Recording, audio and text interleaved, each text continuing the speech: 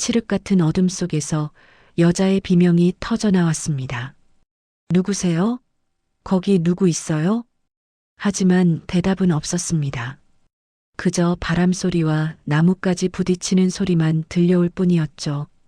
여자는 두 손을 허공에 휘저으며 뒷걸음질 쳤습니다. 발끝에 차가운 무언가가 닿았고 그녀는 그대로 나뒹굴었습니다. 살려줘요. 제발. 온몸이 땀으로 흠뻑 젖었습니다. 심장은 터질 듯 뛰었고 숨은 목구멍에 걸렸습니다. 이곳은 대체 어디일까요? 그리고 이 여자에게 무슨 일이 일어난 걸까요? 놀라운 반전이 숨겨진 이 이야기가 궁금하시다면 잠시 구독 버튼을 눌러주세요. 평범해 보이는 사람들의 숨겨진 이야기를 매일 전해드립니다. 시간을 사흘 전으로 되돌려 봅니다. 시신경 손상이 심합니다. 회복 가능성은 거의 없습니다. 의사의 차갑고 단호한 목소리가 병실을 채웠습니다. 침대에 누워있던 여자의 손이 하얗게 이불을 움켜쥐었습니다. 한여나 27살. 반년 전까지만 해도 그녀는 빛나는 미래를 가진 여자였습니다.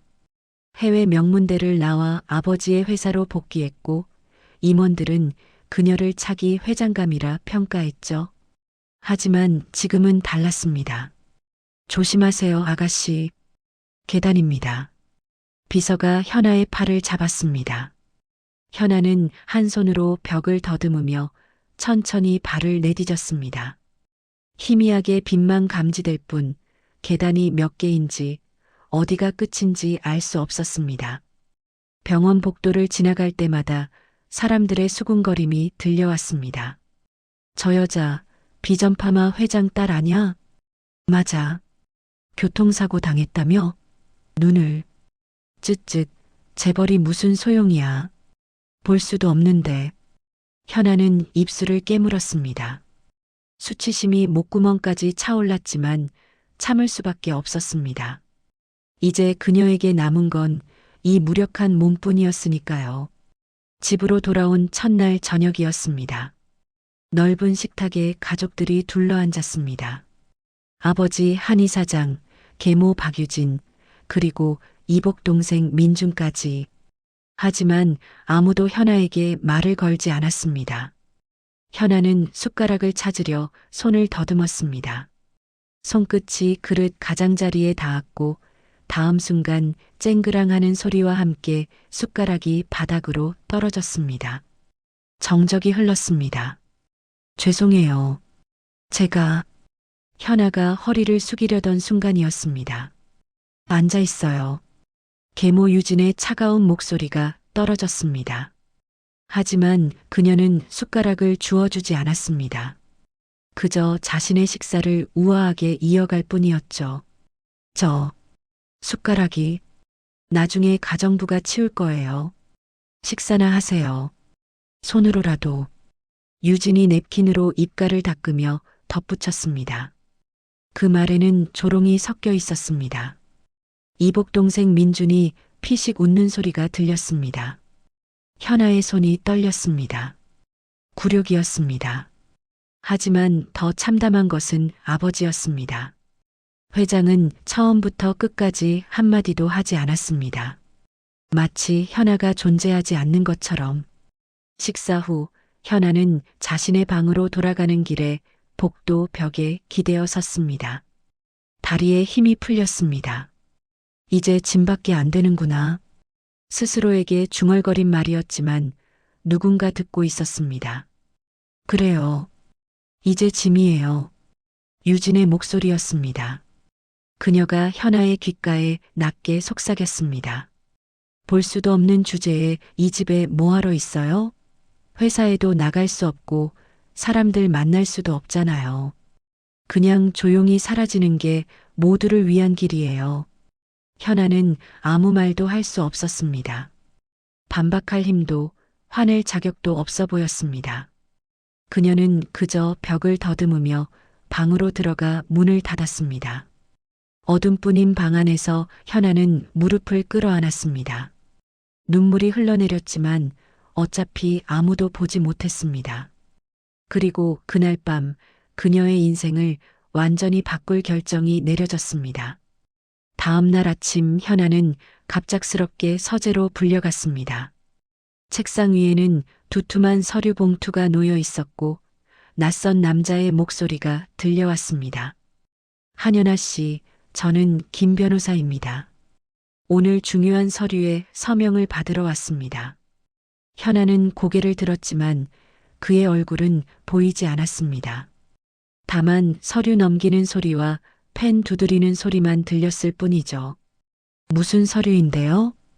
부친께서 아가씨의 건강을 염려하셔서 요양지를 마련하셨습니다. 강원도 산골에 있는 조용한 곳이죠. 공기도 좋고 치료에 최적의 환경입니다. 요양이라는 말이 달콤하게 들렸지만 현아는 본능적으로 불안함을 느꼈습니다. 거기서 얼마나 있어야 하는데요? 특별한 기한은 없습니다. 회복될 때까지요. 변호사가 서류를 현아의 손에 쥐어주었습니다.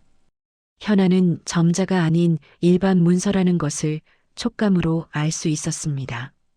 읽을 수도 없는 서류에 서명하라는 것이었죠. 이거 제가 읽을 수가 없는데요.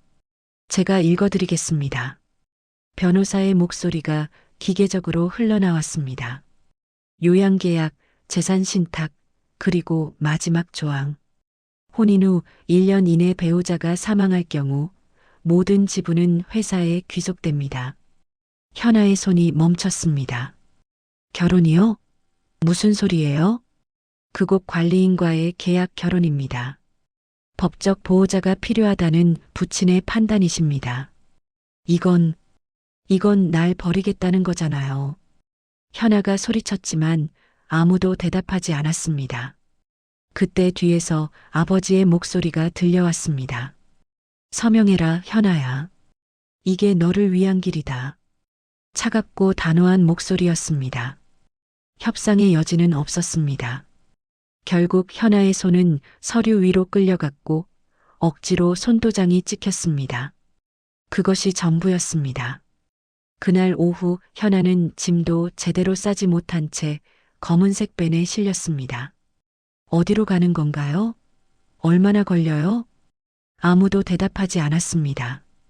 운전기사도 동행한 직원도 침묵을 지킬 뿐이었습니다. 현아는 마치 물건처럼 취급받고 있었습니다. 차는 몇 시간을 달렸습니다. 도로는 점점 거칠어졌고 타이어가 자갈길을 구르는 소리가 났습니다. 숲 냄새와 흙 냄새가 창문 틈으로 스며들었습니다. 마침내 차가 멈췄습니다. 도착했습니다. 문이 열렸고 차가운 바람이 얼굴을 때렸습니다. 직원이 현아의 팔을 잡아 끌었습니다. 조심하세요. 계단입니다. 현아는 비틀거리며 내렸습니다. 발밑에 나무 계단이 삐걱거렸고 주변에서는 새소리와 바람 소리만 들렸습니다. 인기척은 느껴지지 않았습니다. 여기 정말 사람이 살아요? 직원은 대답 대신 현아를 오두막 앞에 세웠습니다. 그리고 뒤도 돌아보지 않고 떠나버렸습니다. 차 시동 소리가 점점 멀어졌고 이윽고 완전한 정적만 남았습니다. 현아는 두 손을 앞으로 뻗으며 문을 더듬었습니다. 거칠고 낡은 나무 표면이 손끝에 닿았습니다. 그녀가 문을 두드리려던 순간이었습니다. 삐걱. 문이 안쪽에서 열렸습니다. 당신이 그 여자군. 남자의 목소리였습니다. 낮고 거칠고 감정이 없었습니다. 현아는 본능적으로 한 발짝 뒤로 물러났습니다. 저 한연아라고 합니다. 앞으로 들어와. 밖에서 얼어 죽을 생각 아니면. 남자는 인사도 받지 않고 등을 돌렸습니다. 현아는 어쩔 수 없이 문지방을 더듬으며 안으로 들어섰습니다. 오두막 안은 차가웠습니다. 난방은 켜져 있지 않았고 곰팡이 냄새와 나무 냄새가 진동했습니다. 현아는 벽을 더듬으며 조심스럽게 발을 옮겼습니다. 여기 앉아. 뚝 하는 소리와 함께 무언가 바닥에 던져졌습니다. 방석인지 뭔지 알 수 없었습니다. 실례지만 성함이 강태준, 나이 32, 직업 없음. 알아야 할 건 그것뿐이야. 태준의 목소리에는 일말의 친절함도 없었습니다. 현아는 입술을 깨물었습니다. 이곳에서 이 남자와 살아야 한다는 현실이 서서히 실감났습니다. 그날 밤 현아는 낯선 방 구석에 웅크리고 앉았습니다. 춥고 어둡고 외로웠습니다. 제발, 이게 악몽이기를. 하지만 아침은 변함없이 찾아올 것이었습니다. 그리고 그 아침은 상상 이상으로 지옥 같을 거였습니다. 다음 날 아침 현아는 차가운 물소리에 잠에서 깼습니다. 일어나. 태준의 목소리가 귓가에서 울렸습니다. 현아는 부스스한 머리를 긁으며 몸을 일으켰습니다. 지금 몇 시인지. 시간 물을 필요 없어. 해 뜨면 일어나고 해지면 자는 거야. 여긴 도시 아니야. 태준이 현아의 손에 차가운 무언가를 쥐어주었습니다. 물컵이었습니다. 세수하고 나와. 5분 안에. 어디로요? 마당. 태준은 그 말만 남기고 밖으로 나갔습니다. 현아는 어리둥절한 채 더듬거리며 세수를 했습니다. 거울도 없고 수건도 보이지 않았습니다. 그저 손으로 얼굴의 물기를 닦을 뿐이었죠. 마당으로 나가자 태준이 기다리고 있었습니다. 손 내밀어. 현아가 조심스럽게 손을 내밀자 태준이 거칠게 그녀의 손목을 잡았습니다. 그리고 그녀의 손바닥을 나무 기둥에 갖다 댔습니다. 이게 뭐지? 나무요? 구체적으로. 현아는 당황했습니다. 나무 표면을 손끝으로 더듬었지만 그게 무슨 나무인지 알 수 없었습니다. 모르겠어요. 소나무야. 껍질이 거칠고 송진 냄새가 나지. 다시 만져봐. 태준이 현아의 손을 다시 나무에 눌렀습니다.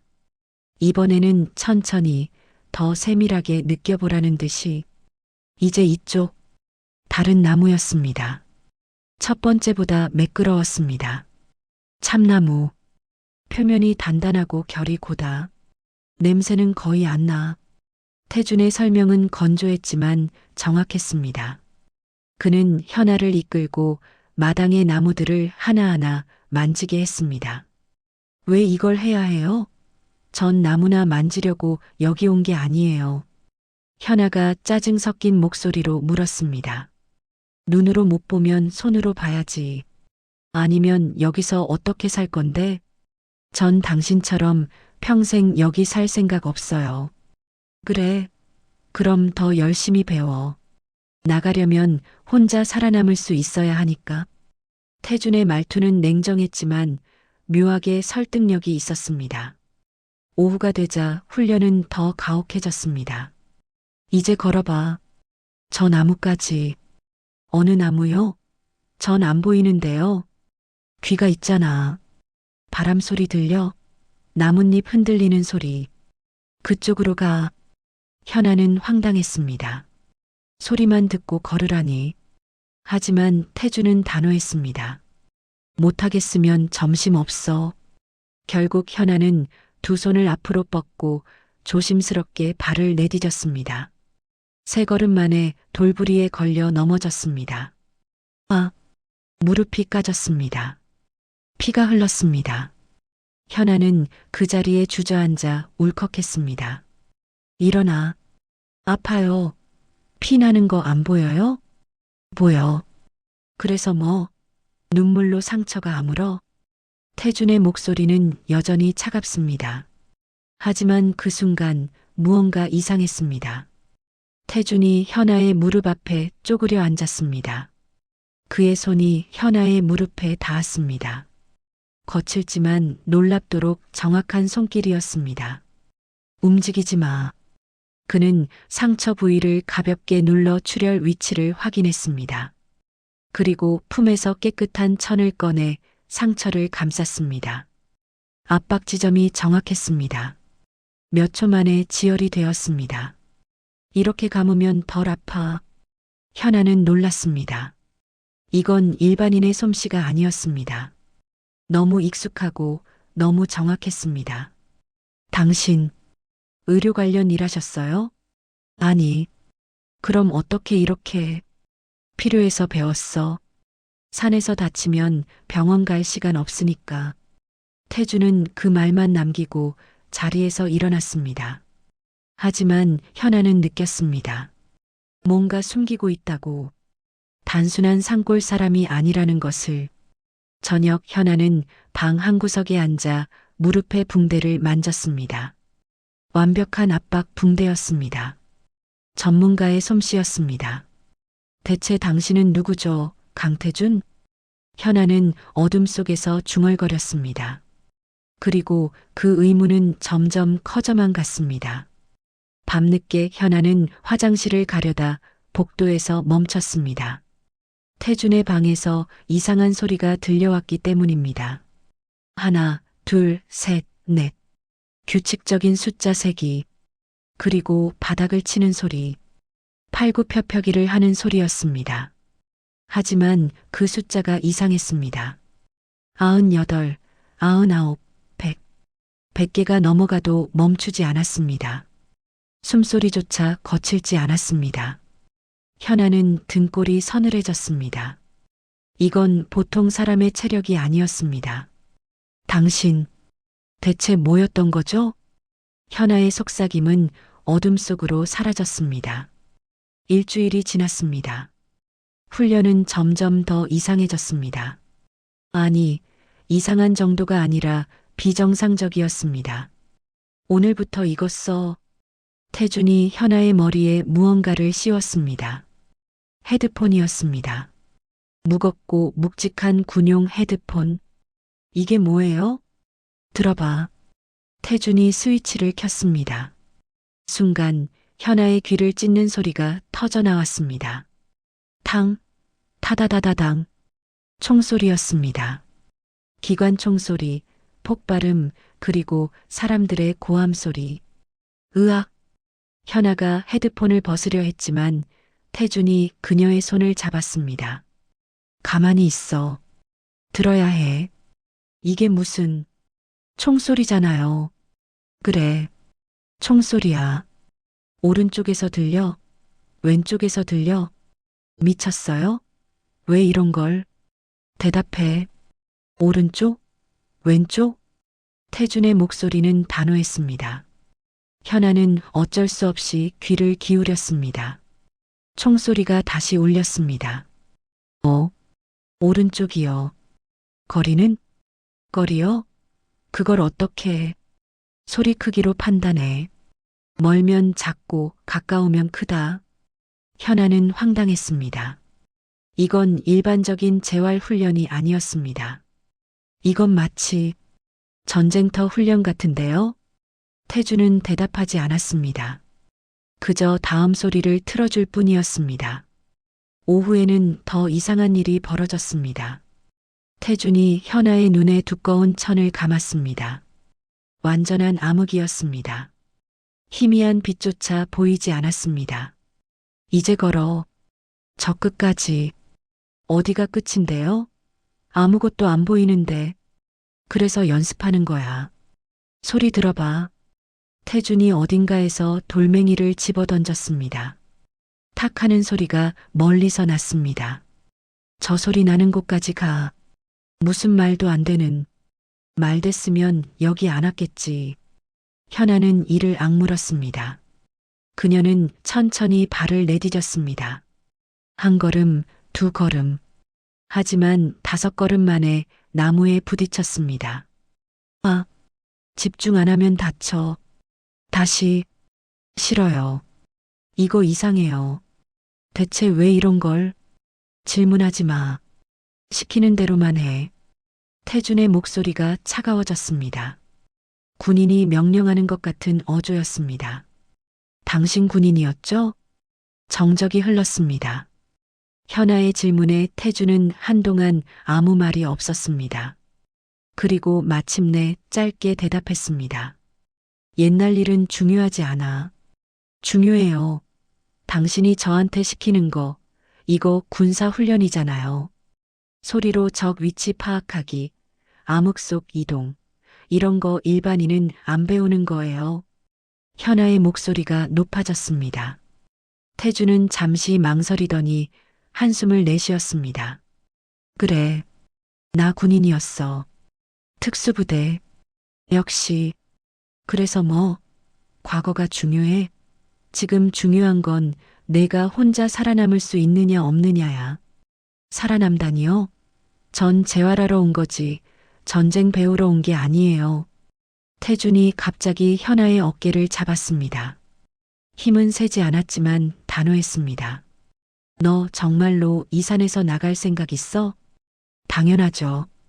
그럼 눈뜬 사람들 세상으로 어떻게 돌아갈 건데? 동정받으면서, 짐 취급받으면서. 현아는 말문이 막혔습니다. 난 내게 동정 안 해. 대신 살아남는 법을 가르쳐 줄 거야. 눈 없이도 빛 없이도 혼자서도 버틸 수 있는 방법을. 태준의 목소리에는 처음으로 감정이 실렸습니다. 분노도 동정도 아닌 무언가. 절박함 같은 것. 왜죠? 왜 저한테 그렇게까지. 닥쳐. 이유 묻지 마. 하기 싫으면 그냥 여기 앉아서 썩어. 태주는 그 말만 남기고 자리를 떠났습니다. 밤 현아는 방 안에서 무릎을 끌어안았습니다. 태준의 말이 머릿속을 떠나지 않았습니다. 눈 없이도 빛 없이도 혼자서도 버틸 수 있는 방법. 그는 왜 그렇게 절박했을까요? 마치 누군가를 구하려는 것 같았습니다. 아니, 누군가를 구하지 못한 사람처럼. 현아는 가슴 한구석이 먹먹해졌습니다. 그리고 다음 날 아침 그녀는 스스로 헤드폰을 집어들었습니다. 다시 해요. 총소리 훈련. 태준이 고개를 들었습니다. 현아의 눈은 보이지 않았지만 그녀의 얼굴에는 결연함이 서려 있었습니다. 좋아. 그날부터 훈련은 더욱 혹독해졌습니다. 하지만 현아는 더 이상 도망치지 않았습니다. 한 달이 흘렀습니다. 현아는 달라져 있었습니다. 이제 그녀는 어둠 속에서도 나무를 구분하고 소리만으로 거리를 측정하고 촉각만으로 길을 찾을 수 있었습니다. 하지만 그날 밤 모든 것이 바뀌었습니다. 현아는 잠에서 깼습니다. 무언가 이상했습니다. 숲이 너무 조용했습니다. 새소리도 벌레 소리도 들리지 않았습니다. 마치 모든 생명체가 숨을 죽인 것처럼. 그때였습니다. 찰칵. 총에 탄창 끼우는 소리. 현아의 온몸에 소름이 돋았습니다.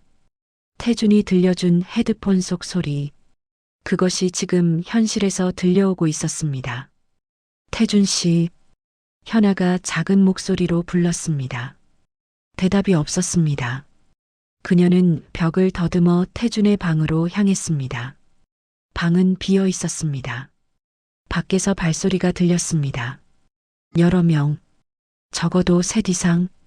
그들은 소리를 최소화하며 움직이고 있었지만 현아의 귀는 그것을 놓치지 않았습니다. 목표 확인, 건물 내부 진입, 낮게 깔린 남자의 목소리, 무전기 소리. 그들은 훈련받은 사람들이었습니다. 현아는 직감했습니다. 그들이 자신을 찾으러 온 것을. 삐걱. 문이 열렸습니다. 현아는 방 구석으로 몸을 숨겼습니다. 숨소리를 죽이고 태준이 가르쳐준 대로 존재감을 지웠습니다. 대상 불명. 수색 계속. 발소리가 가까워졌습니다. 현아의 심장이 미친 듯이 뛰었습니다. 바로 그 순간이었습니다. 퍽! 둔탁한 소리와 함께 무언가 바닥에 쓰러지는 소리가 났습니다. 비명도 없었습니다. 이 팀 응답하라. 이 팀. 무전기에서 다급한 목소리가 흘러나왔습니다. 3팀 후퇴. 반복한다. 후퇴. 무전이 끊겼습니다. 현아는 숨을 죽이고 귀를 기울였습니다. 밖에서 싸움이 벌어지고 있었습니다. 하지만 비명도 총소리도 들리지 않았습니다. 그저 간헐적인 충격음과 쓰러지는 소리만. 그리고 완전한 정적이 찾아왔습니다. 나와. 태준의 목소리였습니다. 현아는 떨리는 손으로 문을 열고 밖으로 나왔습니다. 괜찮아요? 너나 다쳤어? 아니요. 그런데 지금 뭐가? 앉아 있어. 치울 게 있어. 태준의 목소리는 평소보다 더 차갑고 날카로웠습니다. 얼마 후 차 시동 소리가 들렸습니다. 누군가를 싣고 산을 내려가는 소리였습니다. 현아는 알았습니다. 그것이 습격자들이라는 것을. 새벽녘 태준이 돌아왔습니다. 저 사람들 죽인 거예요?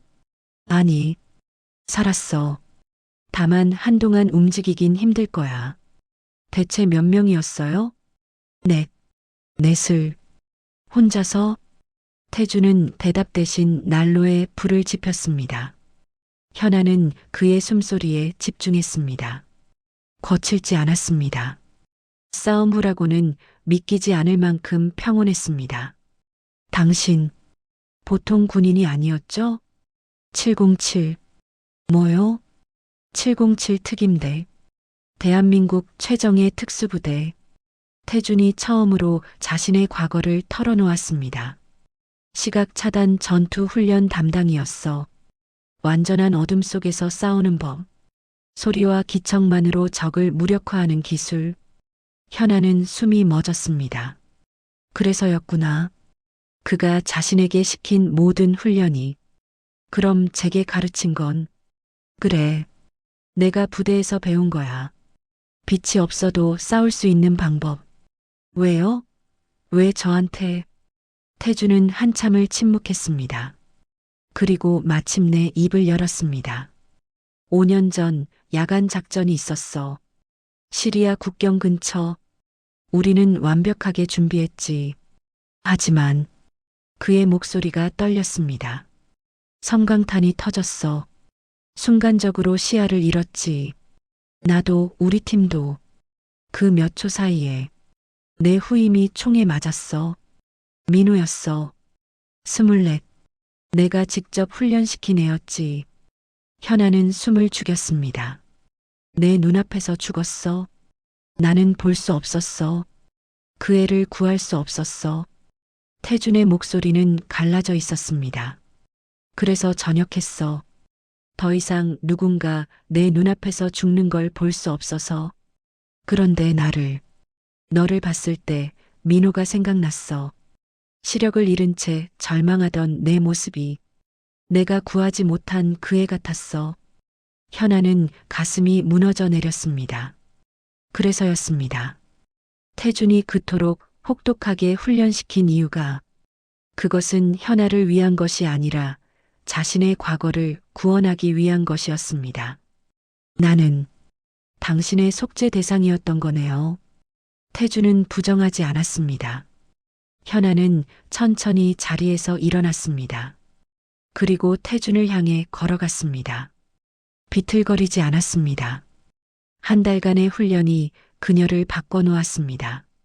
고마워요. 뭐? 고맙다고요. 당신이 날 이용했든 속죄하려 했든 덕분에 나 이제 혼자 걸을 수 있어요. 현아는 처음으로 미소 지었습니다.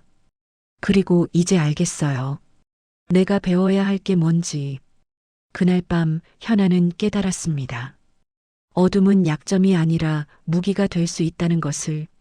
자객 사건 이후 태준은 달라졌습니다. 그는 더 이상 훈련을 시키지 않았습니다. 그저 창가에 앉아 멍하니 산만 바라볼 뿐이었습니다. 밥도 제대로 먹지 않았고 말수는 더욱 줄었습니다. 태준 씨, 식사하세요. 현아가 밥상을 들고 왔지만 태준은 고개도 돌리지 않았습니다. 배 안 고파? 어제도 안 드셨잖아요. 나도. 알아서 먹을게. 하지만 밤이 되어도 밥상은 그대로였습니다. 현아는 한숨을 쉬었습니다. 며칠이 지났습니다. 어느 날 밤 현아는 이상한 소리에 잠에서 깼습니다. 신음소리였습니다. 태준의 방에서 들려왔습니다. 으악, 악몽이었습니다. 현아는 벽을 더듬어 태준의 방문 앞에 섰습니다. 민호야, 미안해, 미안해. 태준이 잠꼬대를 하고 있었습니다. 그의 목소리는 찢어질 듯 절규하고 있었습니다. 내가 못 봤어. 내가 볼 수 없었어. 미안해. 현아는 문을 열고 들어갔습니다. 태준은 식은땀으로 흠뻑 젖은 채 이불을 움켜쥐고 있었습니다. 태준 씨. 현아가 그의 어깨를 흔들었습니다. 태준이 벌떡 일어났습니다. 거친 숨소리가 방 안을 채웠습니다. 현아야? 악몽 꾸셨어요. 태준은 대답하지 않았습니다. 그는 고개를 떨어뜨리고 두 손으로 얼굴을 감쌌습니다. 매일 밤 꼭, 그날 밤을, 민호가 쓰러지는 순간을, 내가 아무것도 할 수 없었던 그 순간을, 그의 목소리가 떨렸습니다. 나는 시각 차단 전투 전문가였어. 빛 없이도 싸울 수 있다고 자신했지. 하지만 정작 중요한 순간에 나는 아무것도 하지 못했어. 당신 잘못이 아니에요. 잘못이야. 내가 더 잘 훈련시켰어야 했어. 내가 더 빨리 반응했어야 했어. 태준이 주먹으로 바닥을 쳤습니다. 그래서 너를 훈련시킨 거야. 다시는 누군가 내 눈앞에서 무력하게 죽는 걸 보지 않으려고. 하지만 결국 뭐요? 나는 또 너를 이용한 거야. 내 죄책감을 덜려고. 내가 걸을 수 있게 된 건 널 위해서가 아니라 나 자신을 용서하려고. 태준의 어깨가 떨렸습니다. 그는 무너져 내렸습니다. 현아는 조용히 태준의 옆에 앉았습니다. 그리고 그의 손을 잡았습니다. 거칠고 상처투성이인 손이었습니다. 알아요. 뭘? 당신이 날 이용했다는 거, 속죄하려 했다는 거, 처음부터 알았어요. 현아가 조용히 말했습니다. 하지만 상관없어요. 당신의 이유가 뭐든 덕분에 나는 달라졌으니까. 현아야, 예전에 나는 가족에게 짐이었어요. 볼 수 없다는 이유로 버려진 쓸모없는 사람이었죠. 하지만 지금은 달라요. 현아가 일어섰습니다. 그리고 어둠 속에서도 비틀거리지 않고 창가로 걸어갔습니다. 지난번 자객들이 왔을 때 난 소리만으로 그들이 몇 명인지 알았어요. 어디에 있는지도. 그건 당신이 가르쳐 준 거예요. 현아가 태준을 향해 돌아섰습니다. 당신은 날 살렸어요. 그게 죄책감 때문이든 속죄 때문이든 중요한 건 당신 덕분에 나는 더 이상 무력한 사람이 아니라는 거예요. 하지만 민호는 당신 잘못으로 죽은 게 아니에요. 전쟁터에서 일어난 불행한 사고였을 뿐이죠. 현아가 다가와 태준의 어깨에 손을 얹었습니다. 이제 그만 자책해요. 당신은 충분히 많은 것을 나한테 줬어요. 이제 당신도 과거에서 벗어나야 해요. 태준은 아무 말도 하지 못했습니다. 다만 현아의 손을 조용히 잡았을 뿐이었습니다. 그날 밤 두 사람은 나란히 앉아 새벽을 기다렸습니다. 현아야. 네. 고마워. 태준이 처음으로 진심 어린 감사를 표현했습니다. 그리고 미안해. 너를 환자로만 본 게, 속죄의 대상으로만 본 게. 괜찮아요. 이제부터라도 제대로 보면 되죠. 현아가 미소 지었습니다. 그날 이후 태준은 다시 일어났습니다. 그리고 훈련은 재개되었습니다. 하지만 이번에는 달랐습니다. 오늘부터는 내가 주도해. 내가 따라갈게. 태준의 말에 현아는 놀랐습니다. 제가요? 그래. 이제 넌 충분히 강해졌어. 이제는 내가 내 길을 찾을 차례야. 현아는 고개를 끄덕였습니다. 그녀는 깨달았습니다. 이제 자신이 서울로 돌아갈 때가 왔다는 것을, 그리고 그때 혼자 힘으로 2달째가 되던 어느 날 아침이었습니다. 현아는 가방을 꾸렸습니다. 많지 않았습니다. 옷 몇 벌과 지팡이 하나, 그것이 전부였습니다. 어디 가는 거야? 태준이 물었습니다. 서울이요. 혼자 내려갈 거예요. 혼자? 이 산을? 당신이 가르쳐 줬잖아요. 소리로 길을 찾는 법. 현아는 웃으며 대답했습니다. 하지만 태준의 얼굴은 굳어졌습니다. 안 돼. 아직 위험해. 산길이 험하고. 제가 판단할게요. 현아의 목소리는 단호했습니다. 태준은 말을 잇지 못했습니다. 그동안 고마웠어요. 당신 덕분에 저 이렇게 달라졌어요. 현아가 문을 열었습니다. 태준이 그녀의 팔을 잡았습니다. 적어도 해 뜰 때까지 기다려. 어둠 속은 너무 어둠이 두렵지 않아요. 이제는 현아가 태준의 손을 부드럽게 떼어냈습니다. 그리고 오두막을 나섰습니다. 밤이었습니다. 칠흑 같은 어둠이 숲을 덮고 있었습니다. 보통 사람이라면 한 발짝도 내디딜 수 없는 암흑이었습니다. 하지만 현아는 멈추지 않았습니다. 그녀는 지팡이로 바닥을 톡톡 두드리며 걸었습니다. 돌이 있는지 나무 뿌리가 있는지 지팡이가 알려주었습니다.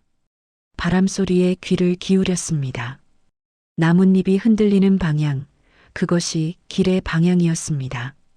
발밑 흙의 감촉을 느꼈습니다. 사람이 다닌 길은 단단했고 짐승 길은 부드러웠습니다. 1시간이 지났습니다. 현아는 한 번도 넘어지지 않았습니다. 태준이 가르쳐준 모든 것이 그녀의 몸에 새겨져 있었습니다. 그때였습니다. 우르릉 천둥 소리가 울렸고 빗방울이 떨어지기 시작했습니다. 금방 폭우가 될 것 같았습니다. 현아는 멈춰 섰습니다. 비가 오면 소리가 뒤섞입니다. 지팡이 소리도 바람 소리도 빗소리에 묻혀버립니다. 두려움이 스멀거렸습니다. 괜찮아. 당황하지 마. 생각해. 현아는 심호흡을 했습니다. 그리고 기억을 떠올렸습니다. 태준이 말했던 것을. 빗소리도 정보야. 빗방울이 나뭇잎에 떨어지는 소리, 바위에 튕기는 소리, 흙을 때리는 소리. 다 달라. 그걸 구분하면 주변 지형을 읽을 수 있어. 현아는 귀를 열었습니다. 틱, 나뭇잎, 톡, 바위, 푹, 흙. 세상이 다시 보이기 시작했습니다. 비가 그려내는 지도였습니다. 현아는 다시 걸었습니다. 이번에는 더 확신에 차서 새벽녘 현아는 산 아래 마을에 도착했습니다. 그녀는 비에 흠뻑 젖어 있었지만 얼굴에는 미소가 번졌습니다. 해냈습니다. 혼자 힘으로. 아가씨, 괜찮으세요? 지나가던 마을 주민이 물었습니다. 네, 괜찮아요. 택시 정류장이 어디죠? 저기 오른쪽으로 100m쯤 가시면. 감사합니다. 현아는 주민이 가리킨 방향으로 걸었습니다. 비틀거리지 않았습니다. 태주는 오두막 마당에서 밤새 기다렸습니다. 해가 뜨기 시작했습니다. 새들이 울기 시작했습니다. 그제야 태주는 안도의 한숨을 내쉬었습니다. 잘했어, 한현아. 그는 혼자 중얼거렸습니다. 그리고 처음으로 환하게 웃었습니다. 현아는 서울행 버스에 올랐습니다. 창밖 풍경은 보이지 않았지만 그녀는 창을 향해 고개를 돌렸습니다. 바람 냄새가 달랐습니다. 산 냄새가 아닌 도시 냄새였습니다. 이제 시작이야. 현아는 주먹을 쥐었습니다. 그녀에게는 이제 무기가 있었습니다. 눈으로 보지 못해도 세상을 읽는 능력. 어둠 속에서도 길을 찾는 힘. 버스는 서울을 향해 달렸습니다. 그리고 현아의 머릿속에는 한 가지 생각밖에 없었습니다. 저 사람들 눈앞에 나타나서 보여줄 거야. 내가 얼마나 달라졌는지. 비전파마 본사. 주주총회까지 일주일. 현아는 충분한 시간이 있었습니다. 그리고 이번에는 아무도 그녀를 막을 수 없을 것입니다. 왜냐하면 그녀는 더 이상 앞을 보지 못하는 약자가 아니었으니까요. 그녀는 어둠 속에서도 모든 것을 볼 수 있는 전사였으니까요. 비전파마 본사 주주총회장. 화려한 샹들리에 아래 정장을 입은 주주들이 빽빽하게 앉아 있었습니다. 단상 위에는 한희 사장과 박유진, 그리고 민준이 앉아 있었습니다. 그럼 이것으로 고 한연아 양의 지분 처리권을 표결해. 김 변호사가 서류를 들던 순간이었습니다. 콩. 회의장 문이 열렸습니다. 모든 시선이 입구로 쏠렸습니다. 그곳에는 한 여자가 서 있었습니다. 선글라스를 낀 채 한 손에 하얀 지팡이를 든 여자. 한연아였습니다. 현아야? 한희 사장이 자리에서 벌떡 일어났습니다. 유진의 얼굴이 새하얗게 질렸습니다. 현아는 지팡이로 바닥을 톡톡 두드리며 걸어 들어왔습니다. 비틀거리지 않았습니다. 마치 모든 것을 보는 것처럼 정확한 걸음이었습니다. 죄송합니다. 제 장례식에 늦었네요. 현아의 목소리는 차갑고 단호했습니다. 주주들이 웅성거리기 시작했습니다. 한연아 씨, 이건 무슨... 김 변호사가 당황하며 말을 더듬었습니다. 현아는 그를 향해 고개를 돌렸습니다. 선글라스 너머로 보이지 않는 눈이었지만 변호사는 오히려 시선을 피했습니다. 제 사망 신고는 누가 냈죠? 확인도 안 하고. 현아가 단상을 향해 걸었습니다. 계단 앞에서 멈췄습니다. 그녀는 지팡이로 계단 개수를 세었습니다. 하나, 둘, 셋. 그리고 한 계단도 헛디디지 않고 단상 위로 올라갔습니다. 주주들 사이에서 감탄의 숨소리가 새어나왔습니다.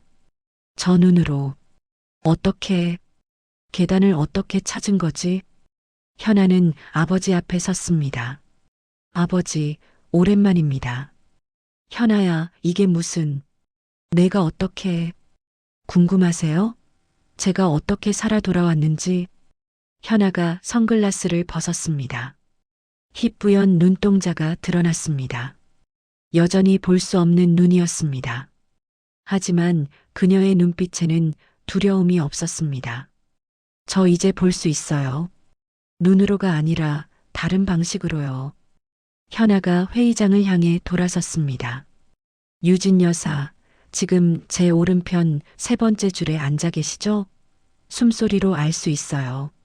당신은 긴장하면 숨을 빨리 쉬시거든요. 유진이 숨을 멈췄습니다. 민준 씨, 뒤쪽으로 도망가려고 의자에서 일어났죠? 발소리 들렸어요. 민준이 굳어버렸습니다. 현아는 회의장 전체를 장악했습니다. 보지 못하는데도 모든 것을 보고 있었습니다. 여러분, 저는 반년 전 교통사고로 시력을 잃었습니다. 가족들은 저를 쓸모없다고 판단했죠. 그래서 산골에 버렸습니다. 주주들의 표정이 굳어졌습니다. 하지만 거기서 배웠어요. 눈으로 보는 게 전부가 아니라는 것을. 어둠이 약점이 아니라 무기가 될 수 있다는 것을. 현아가 서류 뭉치를 꺼내 책상에 내려놓았습니다. 위치가 정확했습니다. 이건 제 복귀 신청서입니다. 그리고 이건 지난 3개월간 회사에서 일어난 횡령과 배임 증거 자료입니다. 장내가 술렁였습니다. 어떻게 모았냐고요? 제가 볼 수 없다고 해서 듣지도 못하는 건 아니거든요. 유진이 자리에서 벌떡 일어났습니다. 거짓말. 증거도 없이. 7번째 페이지, 당신 목소리로 녹음된 통화 내용 있습니다. 확인해 보시죠. 현아의 말에 유진이 말문이 막혔습니다. 바로 그때였습니다. 회의장 뒤쪽 문이 열렸습니다. 현아의 고개가 그쪽으로 돌아갔습니다. 발소리를 들은 것입니다. 태준 씨. 거기에는 말끔하게 면도한 태준이 서 있었습니다. 그는 더 이상 산골 은둔자가 아니었습니다. 혼자 오겠다더니 결국 따라왔네요. 현아가 미소 지었습니다. 혼자 해낼 줄 알았어. 근데 그냥 보고 싶어서. 태준이 걸어 들어왔습니다. 그리고 현아의 옆에 섰습니다. 소개할게요. 제 남편 강태준입니다. 주주들이 다시 한번 술렁였습니다. 그리고 저를 다시 일으켜 세워준 사람이에요. 어둠 속에서도 길을 찾는 법을 가르쳐준. 현아가 태준의 손을 잡았습니다. 저는 더 이상 볼 수 없습니다. 하지만 두렵지 않아요. 왜냐하면 이제 알거든요. 현아가 회의장을 향해 선언했습니다. 빛이 없어도 앞으로 나아갈 수 있다는 것을, 어둠은 끝이 아니라 새로운 시작이라는 것을. 그날 주주총회는 한현아의 완전한 승리로 끝났습니다. 며칠 후 현아와 태준은 오두막으로 돌아왔습니다. 서울은 시끄럽더라. 여기가 더 좋아. 태준이 웃으며 말했습니다. 그러게요. 여기 공기가 더 좋은 것 같아요. 현아가 그의 손을 잡았습니다. 두 사람은 산을 바라보았습니다. 현아는 볼 수 없었지만 바람이 전해주는 숲의 향기를 느꼈습니다. 어둠은 더 이상 두렵지 않았습니다. 왜냐하면 그녀에게는 이제 어둠 속에서 빛을 찾는 법이 있었으니까요. 당신이라면 그 어둠 속에서 어떤 힘을 찾겠습니까? 누군가에겐 어둠이 끝이지만 누군가에겐 시작이 됩니다. 여러분의 생각을 댓글로 남겨주세요.